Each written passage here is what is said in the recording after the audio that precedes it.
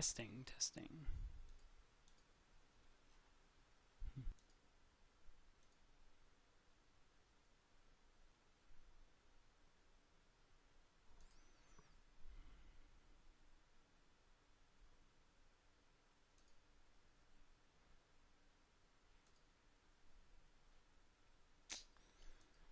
Darn, I wish I knew YouTube better.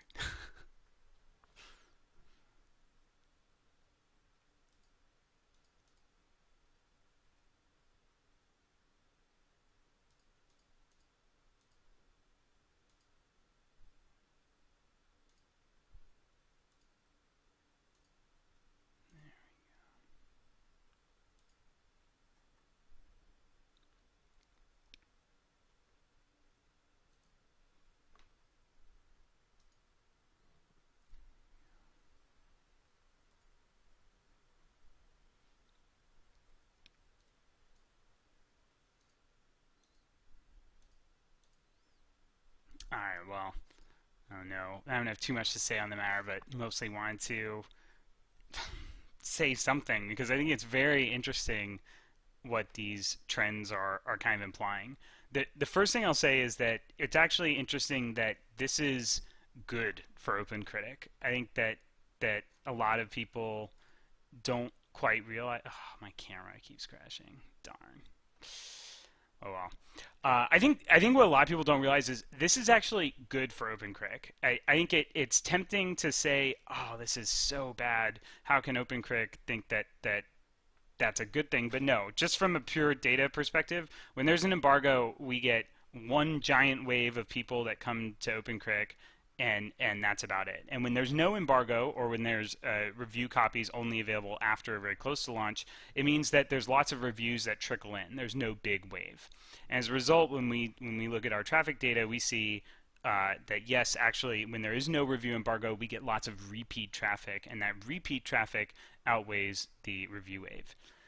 However, just because it benefits us does not mean that we endorse it. In fact, I think that this is a dubious move that is clearly kind of concerning in a broader sense. I don't think that it's going to make a difference on what anyone in terms of the bottom line of a game sales. I think that people who are cost conscious consumers are going to be able to wait, and that's going to be it. But what I do have a problem with is that there are a lot of people who want to be in that first wave of when a game is released. They want to be in that wave of people who experience it at its very onset. And I think, for me, that game was Uncharted 4, right? Like I was gonna pre-order and buy and play Uncharted 4, no matter what the reviews said, because I really wanted to be in that first wave that experienced it right as it came out.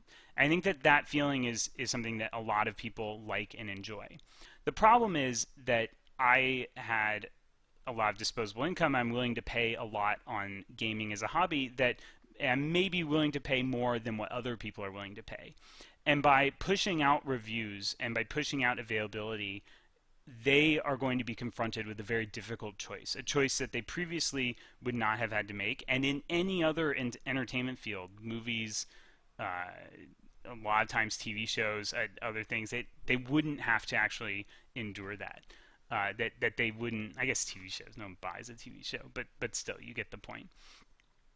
So I think the the kind of move now is denying them a chance to make a statement, to make an informed purchase decision around, can they buy this game? Is there room for them in the market to buy this game?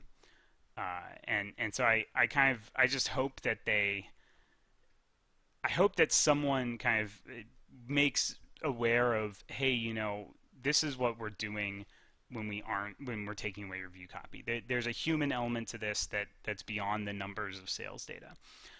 More concerning to me, actually, though, is the power of publishers, and this is something that I really want to stress. There are like 5 players in our industry right now. They are Bethesda, Take-Two, Activision, EA, and Ubisoft, and that's it.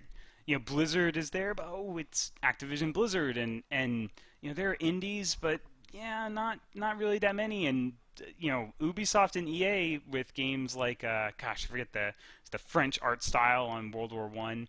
I'm blanking on the name of the game though, but that it's clear that these companies are also investing in the indie and small game space as well. And this is concerning that we are going to have five companies that are going to dominate the gaming industry. And rather than seeing diversity with companies like Valve making more games, in fact, we're seeing consolidation. That companies that want to run games as a service, they are investing more and more in fewer and fewer products.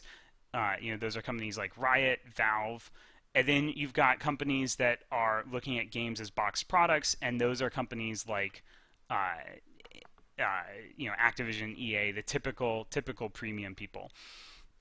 And so I am very concerned about the trend of what these of the big five are able to do, and I would strongly encourage kind of everyone in the industry, including developers, to take a step back and really think about, hey, where is this industry trending? Are we going to become just like TV, where there are like three companies that own almost most of the TV channels? Are we going to become more and more uh, like movies where there are only a few movie studios and now they're all chasing the money, and that's why we're getting the same superhero movies every single year?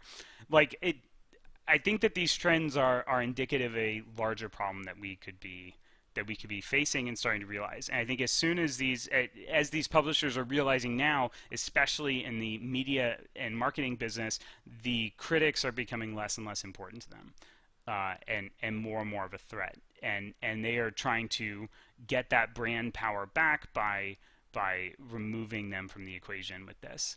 I don't think this is going to be the first time. I think you're going to see this a lot. Like Jim Sterling's Jimquisition today talked about it. And I think that is not going to stop with just reviews. It also goes with previews and preview copy access, right? When was the last time you read, I played blank game and I just hated it, right? I haven't seen that comment in that preview coverage in a while. And I think there's a reason for it, which is no one gets preview coverage if they're going to go and write critical stuff about the game. Now, maybe that makes sense. Why would you be critical of an unfinished product?